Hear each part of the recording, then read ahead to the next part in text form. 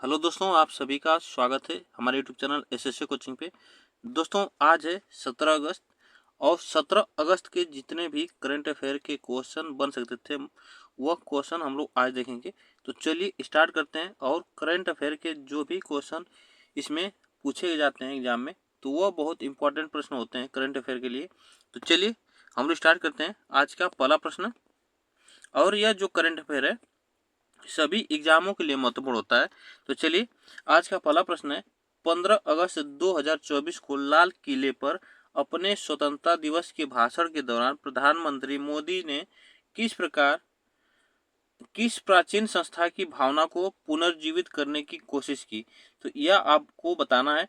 तो कौन सा यह कौन सा विश्वविद्यालय को पुनर्जीवित करने की कोशिश की। तो यह नालंदा विश्वविद्यालय है जो कि नरेंद्र मोदी द्वारा लाल किले पर यह भाषण में कहा गया है। ठीक ना, थोड़ा सा जानकारी और जानते हैं इसमें। देखिए, प्रधानमंत्री ने उच्च शिक्षा और अनुसंधान को बढ़ावा देकर भारत को वैश्विक शिक्षा केंद्र बनाने की वकालत करते हुए नालंदा विश्वविद्यालय की भावना को पुनर्जीवित की है।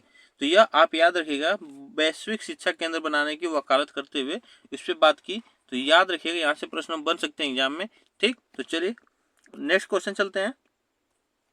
15 अगस्त 2024 को लाल किले पर अपने स्वतंत्रता दिवस भाषण के दौरान मोदी जी ने भारत के किस भविष्य के कार्यक्रम की मेजबानी का सपना व्यक्त किया। तो बताइए, यह किसकी मेजबानी का भविष्य में कार्यक्रम की मेजबानी करने का सपना व्यक्त किया है। तो यह याद रखिएगा, वह है ओलंपिक 2036 का।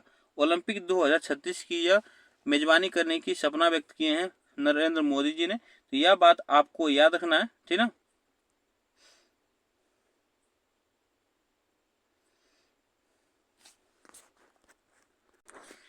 तो यह आप याद रखिएगा कि जो भारत में यह ओलंपिक कराने की बात की गई है मोदी जी द्वारा, तो ओलंपिक 2036 में यह बात सपना व्यक्त करते हुए 2036 में बात की है, ठीक ना, के लिए कहे हैं।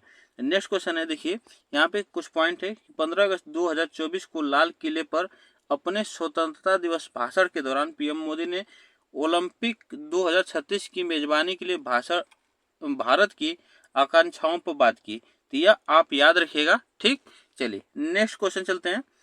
इसरो द्वारा 16 अगस्त 2024 को श्री हरिकोटा के सतीश धवन अंतरिक्ष केंद्र से अपने छोटे उपग्रह प्रक्षेपण यान जो है SSLV-D3 का उपयोग करके लॉन्च किए गए पृथ्वी अवलोकन उपग्रह का नाम क्या है। तो यह आपको नाम बताना है, यहाँ से प्रश्न बन सकता है। तो याद रखिएगा, SSLV-D3 का उपयोग करके यह लॉन्च किया गया है। तो यह लॉन्च किया गया है EOS 8। इतनी बात आप याद रखिएगा, ठीक। यहाँ से कुछ बातें हम लोग देख लेते हैं। यह क्वेश्चन नंबर 3 है। तो नेक्स्ट क्वेश्चन हम लोग इसमें कुछ पॉइंट देखते हैं।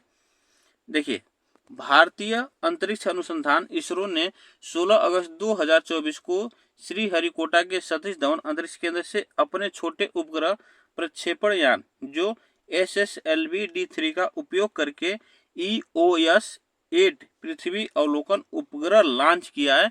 इतनी बातें याद रखना है कि यह इसमें SSV जो यह प्रश्न बन सकता है SSLV-D3 का उपयोग करके बनाया गया है, इसे लॉन्च किया गया है। तो यह इतनी बात आप याद रखिएगा।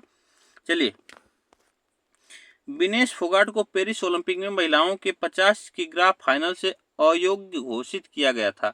तो यह याद रखिएगा कि 50 किलो में इनका 100 ग्राम वजन ज्यादा होने के कारण फाइनल में इन्हें डिस्क्वालीफाई किया गया था विनेश फोगाट को, ठीक ना। यह याद रखिएगा, उसने 50 किलो वजन की सीमा पार कर ली थी, इसलिए इन्हें डिस्क्वालीफाई कर दिया गया था, ठीक। चलिए नेक्स्ट क्वेश्चन चलते हैं।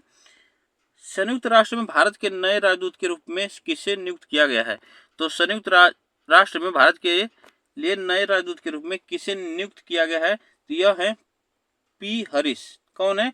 पी हरीश है, इन्हें नियुक्त किया गया है, ठीक। चलिए आगे चलते हैं। देखिए, डिप्लोमेट पार्थोनेनी हरीश को 14 अगस्त को न्यूयॉर्क में संयुक्त राष्ट्र में भारत के अगले राजदूत के रूप में नियुक्त किया गया है। तो याद रखिएगा 14 अगस्त को न्यूयॉर्क में, कहाँ पे, न्यूयॉर्क में इन्हें अगले राजदूत के रूप में नियुक्त किया गया है। वर्तमान में जर्मनी में भारत के राजदूत के रूप में कार्यरत है। यह याद रखिए कहाँ पे कार्यरत है, तो जर्मनी में कार्यरत है। जून में रुचिका कंबोज के सेवानिवृत्त होने के बाद संयुक्त राष्ट्र में भारत के राजदूत या अस्थायी प्रतिनिधि का पद खाली होगा। तो यह याद रखिएगा, जब जर्मनी में अभी वर्तमान में है, तो यहाँ से फिर होंगे तो यहाँ पे आएंगे। चलिए नेक्स्ट क्वेश्चन चलते हैं। हाल ही में भारत में कितने नए रामसर साइट की घोषणा की है? तो रामसर नए साइट की जो है वह 3 है, ठीक ना, जो 3 नए साइट इसमें घोषणा की गई है। तो यहाँ से प्रश्न बन सकता है वह कौन कौन से साइट हैं। तो देखिए इसमें है वह साइट कौन सी है, तो देखिए इसके साथ ही भारत में रामसर साइट की संख्या 85 हो गई। इससे पहले कितनी थी? 82 थी।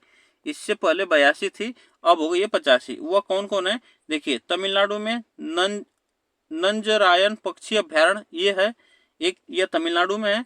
काजूवेली पक्षी अभ्यारण्य यह, और मध्य प्रदेश के तवा जलाशय को इस लिस्ट में शामिल किया गया है, ठीक ना। तो इतनी बातें आप याद रखिएगा। यह 3 रामसर साइट यहाँ पे खोजी गई हैं। चलिए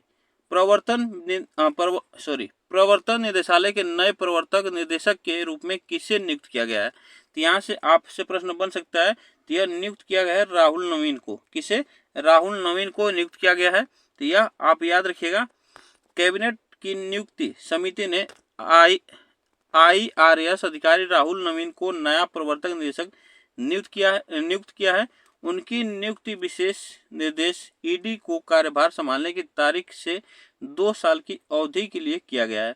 57 वर्षीय नवीन नवंबर 2019 में विशेष निर्देशक के रूप में ED में शामिल थे। तो यह आप याद रखिएगा, यह 57 वर्षीय है, इन्हें याद रखना है, ठीक। चलिए भारतीय पुरुष क्रिकेट टीम के नए गेंदबाजी कोच के रूप में किसे नियुक्त किया गया है? तो यह नए गेंदबाजी के रूप में कोच जो बने हैं वह मोर्नी मोर्केल बने हैं। तो यह कहाँ से बिलोंग करते हैं? तो साउथ अफ्रीका से। यह साउथ अफ्रीका से बिलोंग करते हैं। तो यह आपको याद रखना है, दक्षिण अफ्रीका से ये बिलोंग करते हैं, ठीक। चलिए नेक्स्ट क्वेश्चन है। यहाँ पे देखिए दक्षिण अफ्रीका के पूर्व तेज गेंदबाज मोर्नी मोर्केल को भारतीय पुरुष टीम के नए गेंदबाजी कोच के रूप में नियुक्त किया गया है। भारत के मुख्य कोच गंभीर ने सहायक कोच के रूप में अभिषेक नायर और रयान टेंडोसेट की नियुक्ति की पुष्टि की है। तो यह याद रखिएगा, यह सहायक कोच है अभिषेक नायर और रयान टेंडोसेट। चलिए आगे चलते हैं। तीसरे वायसराय ऑफ ग्लोब साउथ शिखर सम्मेलन का मेजबानी कौन सा देश करेगा? तो यह आपको बताना है। तो यह मेजबानी करेगा भारत। कौन करेगा? भारत करेगा, ठीक। तो यह आप याद रखिएगा। चलिए यह देखिए भारत तीसरी वॉइस ऑफ ग्लोबल साउथ शिखर सम्मेलन की मेजबानी करेगा, ठीक ना। आज शिखर सम्मेलन का थीम सतत भविष्य के लिए एक सशक्त वैश्विक दक्षिण है। तो यह इसका थीम है। मंत्रालय ने कहा कि पिछले 2 शिखर सम्मेलनों की तरह तीसरा शिखर सम्मेलन वर्चुअल प्रारूप में प्रायोजित किया जाएगा और इसे नेताओं के सत्र और मंत्री स्तरीय सत्रों के तहत आयोजित किया जाएगा, ठीक ना। इतनी बातें आपको याद रखना है। चलिए किसे हाल ही में देश का अगला गृह सचिव नियुक्त किया गया है? तो अगला गृह सचिव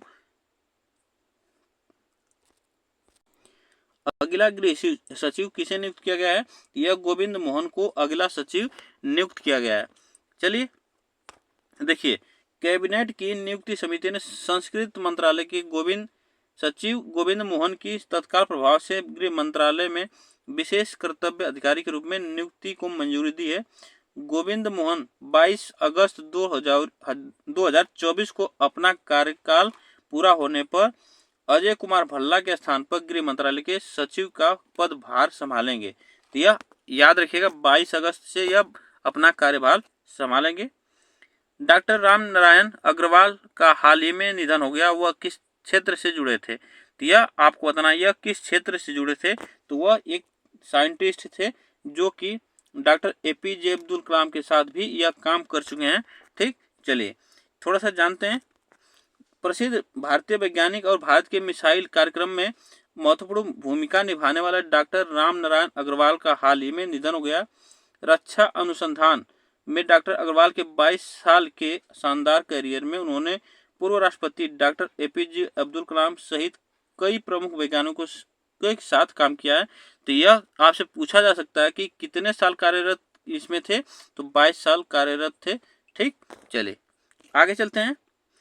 पेरिस ओलंपिक 2024 के उद्घाटन समारोह में भारत का ध्वज वाहक कौन होगा, यह बताइएगा। तो यह ध्वज वाहक जो उद्घाटन हुआ था उसमें कौन कौन लोग थे, A और C, PV सिंधु और शरद कमल थे। ठीक ना, यह उद्घाटन समारोह में। चलिए आगे चलते हैं। हाल ही में आर्मी हॉस्पिटल का कमांडेंट किसे नियुक्त किया गया है? तो हाल ही में आर्मी हॉस्पिटल का कमांडेंट किसे नियुक्त किया गया है? तो यह है शंकर नारायण। शंकर नारायण को आर्मी हॉस्पिटल का कमांडेंट नियुक्त किया गया है। आगे चलते हैं। हाल ही में PM मोदी को किस देश के सर्वोच्च नागरिक सम्मान से सम्मानित किया जाएगा? तो आप याद रखिएगा, यह सम्मानित किया जाएगा रूस के। यह रूस के सर्वोच्च नागरिक सम्मान से सम्मानित किया जाएगा, यह आप याद रखिएगा यहाँ पे। चलिए आगे चलते हैं। क्षेत्रीय सुरक्षा समूह कोलंबो सुरक्षा कॉनक्लेव का नया सदस्य कौन बना? कॉनक्लेव का नया सदस्य कौन बना? तो यह बना बांग्लादेश। ठीक, चलिए आगे चलते हैं। हाल ही में हरियाणा के नए मुख्य निर्वाचन अधिकारी के रूप में किसे नियुक्त किया गया है? तो यह याद रखना है इसमें कि इसमें पंकज अग्रवाल को मुख्य निर्वाचन अधिकारी के रूप में नियुक्त किया गया है। राष्ट्रीय क्षय रोग उन्मूलन कार्यक्रम के लिए प्रधान सलाहकार किसे नियुक्त किया गया है? तो प्रधान सलाहकार किसे नियुक्त किया गया है? तो यह डॉक्टर सौम्या स्वामीनाथन को यह नियुक्त किया गया है। ठीक, चलिए वर्ष 2024 के लिए सर्वश्रेष्ठ कृषि राज्य पुरस्कार किसे प्रदान किया गया? तो वर्ष 2024 के लिए सर्वश्रेष्ठ कृषि राज्य किसे प्रदान किया गया है? तो वह महाराष्ट्र को प्रदान किया गया है। किसे? महाराष्ट्र को प्रदान किया गया है। नेक्स्ट क्वेश्चन है, जून महीने के लिए ICC player of the month का पुरस्कार किसने जीता? तो जून मंथ के लिए तो ICC जो प्लेयर ऑफ द मंथ है तो वह जीता है जसप्रीत बुमराह ने जीता। आगे चलते हैं। टाटा पावर का सोलर सिस्टम लिमिटेड ने हाल ही में किस राज्य में घर घर सोलर पहल शुरू की है? तो यह आप याद रखिएगा उत्तर प्रदेश में। कहाँ पे? उत्तर प्रदेश में। ठीक, तो यह जो प्रश्न थे 20 प्रश्न थे। आप लोग को यह प्रश्न कैसे लगे कमेंट बॉक्स में जरूर बताइएगा। अब वीडियो को एक बार लाइक शेयर जरूर करिएगा। ठीक, फिर मिलेंगे अगले टॉपिक के साथ, तब तक के लिए थैंक यू सो मच।